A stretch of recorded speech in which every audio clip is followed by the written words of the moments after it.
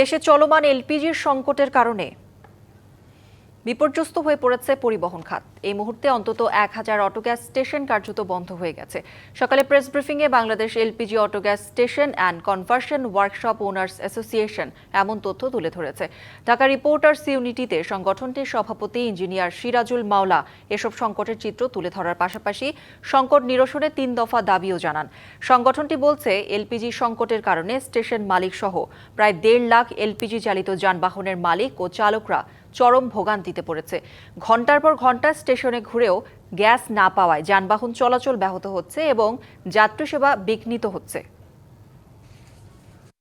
আজকে এলপিজি সরবরাহের সংকটের কারণে এই যে এলপিজি পরিচালিত গাড়িগুলা ফিলিং স্টেশনে এসে এলপিজি স্টেশনে এসে গ্যাস না পাওয়ার কারণে তারা কার্যত অচল হয়ে পড়েছে এবং এই যে কোটি কোটি যাত্রী যারা পরিবহন করত, এই পরিবহন সেবায় মারাত্মক একটা বিঘ্ন ঘটেছে এবং সাধারণ একটা কঠিন সমস্যার সম্মুখীন হয়েছে।